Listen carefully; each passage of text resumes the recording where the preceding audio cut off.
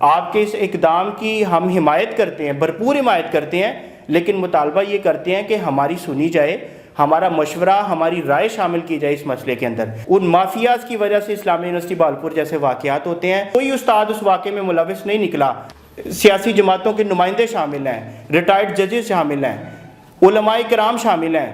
اگر اس ملک کے اندر ڈیموکریسی چلے گی، اس ملک کے اندر استحکام آئے گا، تو وہ سب سے پہلے استحکام تعلیمی نظام کے اندر آئے گا۔ آج انجمن طلبہ اسلام کی جانب سے میں مرکزی صدر اور میرے ساتھ سابق سیکرٹری جنرل اکرم رضوی صاحب، سابق صدر مبشر حسین حسینی صاحب، سید حسنین نوری صاحب اور محسن علی صاحب اور کامران رضوی صاحب ہم یہاں موجود ہیں۔ حالیہ دنوں میں آپ کے علم میں آیا ہوگا کہ چیف جسٹس قاضی فائز عیسیٰ صاحب نے اسٹوڈنٹ یونینز کا معاملہ ٹیک اپ کیا ہے، تو ہم ڈیجیٹل میڈیا کے دوستوں کے توسط سے ان تک یہ اپنا میسج پہنچانا چاہتے ہیں کہ حضور والا، آپ ہماری یہ آواز سنیں، آپ جو اپنا فریم ورک ہمیں دینا چاہتے ہیں، کچھ طلبہ نمائندوں کو بھی اس میں شامل کریں۔ چیف جسٹس صاحب سیدھا قائد اعظم یونیورسٹی چلے گئے، وہاں جا کے انہوں نے سنڈیکیٹ میں بیٹھ کر اعلان کر دیا کہ جی اسٹوڈنٹ یونینز بحال کر دی گئی ہیں۔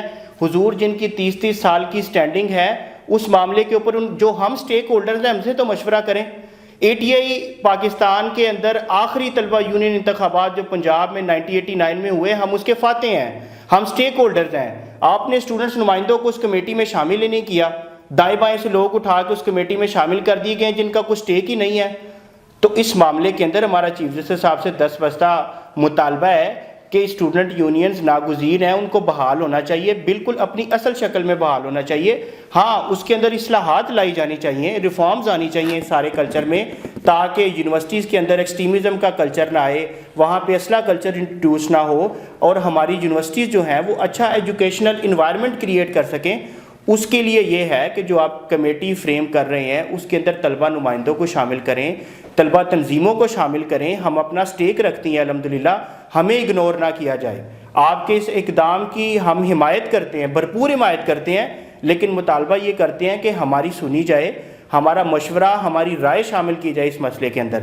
اس کے ساتھ ساتھ پنجاب کی جامعات، KP کی جامعات بالخصوص ڈیفیسٹ میں ہیں، خسارے کے اندر ہیں۔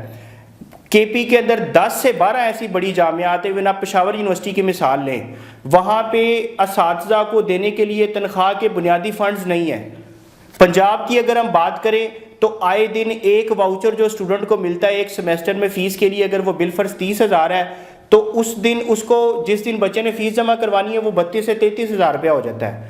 ہر سیمیسٹر میں یونیورسٹیاں اپنی من مانی کے ساتھ فیسوں میں اضافہ کرتی ہیں، ٹرانسپورٹ کا مسئلہ ہوتا ہے، لیکن اب دو تعلیمی ادارے تھے جن کو درسگاہ کی جگہ درگاہ کہا جاتا تھا، ان تعلیمی اداروں کے اندر، ان درسگاہوں کے اندر مافیاز آ بیٹھے ہیں۔ ان مافیاز کی وجہ سے اسلامیہ یونیورسٹی بہاولپور جیسے واقعات ہوتے ہیں، ان مافیاز کی وجہ سے جب پیچھے سے لیگ پولنگ ہوتی ہے، پولیٹیشنز ان ہوتے ہیں، تو جامعات کا نام بدنام کیا جاتا ہے۔ میں یہ پوچھنا چاہتا ہوں کہ کہاں ہے وہ وفاقی وزیر جو اس وقت بڑے جذبے کے ساتھ اور بڑے جذباتی ہو کر یہ پوچھا کرتے تھے کہ اسلامیہ یونیورسٹی بہاولپور واقعے کی جوڈیشل انکوائری کروائی جائے۔ آج اس واقعے میں نہ کوئی استاد اس واقعے میں ملوث نہیں نکلا۔ اس کے بعد جو 45-50 ہزار طلبہ کو شدید ذہنی اذیت کا شکار کیا گیا ہے، ان طلبہ کے والدین کو جو ذہنی اذیت کا شکار کیا گیا ہے، اب ان کا کیا ہوگا؟ اسلامیہ یونیورسٹی بہاولپور واقعے کی رپورٹ کہاں گئی؟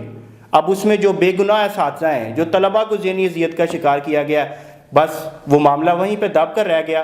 ہم یہ چاہتے ہیں کہ ان یونیورسٹیز کے اندر سے آپ دیکھیں ایک سینڈیکیٹ ہے، اس سینڈیکیٹ کے اندر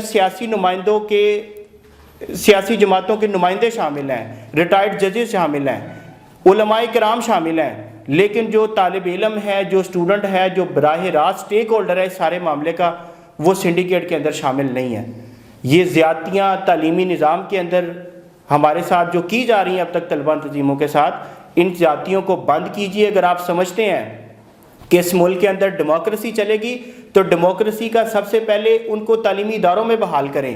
ایک 18 سال کا ووٹر اپنا نمائندہ منتخب نہیں کر سکتا، لیکن وہ 18 سال کا ووٹر جو ہے وہ بیرون ملک سے آنے والے اربوں خربوں کرپشن چارجز لگے ہوئے مجرم کو یہاں ووٹ ڈال سکتا ہے، لیکن اپنے اسٹوڈنٹ لیڈر کو یہاں ووٹ نہیں ڈال سکتا۔ اتنے ظلم اور زیادتی کی بات ہے۔ کہیں تبدیلی کے نعرے ہیں، کہیں پہ کوئی اپنے کرپشن چارجز والا بندہ یہاں پہ پاکستان میں آتا ہے، پھر چوتھی دفعہ وزیر اعظم بننے کے لیے میاں صاحب آگے ہیں. طالب علم اس ملک کے 60% ان کو تو ووٹ ڈالنے کے اہل ہیں، لیکن کالج یونیورسٹی کے اندر اپنا نمائندہ منتخب کرنے کے اہل نہیں ہیں. اگر اس ملک کے اندر ڈیموکریسی چلے گی، اس ملک کے اندر استحکام آئے گا، تو وہ سب سے پہلے استحکام تعلیمی نظام کے اندر آئے گا، ایجوکیشن سیکٹر میں استحکام آئے گا. آپ اکانومی کی بات کرتے ہیں کہ اس وقت اکانومی ڈی ریل ہے، میں سمجھتا ہوں اس وقت اس ملک کا ایجوکیشن سسٹم ڈی ریل ہے. جب تک وہ اسٹرینتھن نہیں ہوتا، آپ اکانومی کیسے اسٹرینتھن کر سکتے ہیں؟ یونیورسٹیز کے اندر اتنی لینڈ ہے، 1800 1600 ایکڑ لینڈ ہے، وہاں پہ اندر شادی ہالز بنے ہوئے ہیں. کیا کبھی کسی نے پوچھا کہ ان کے فنڈز کہاں جاتے ہیں؟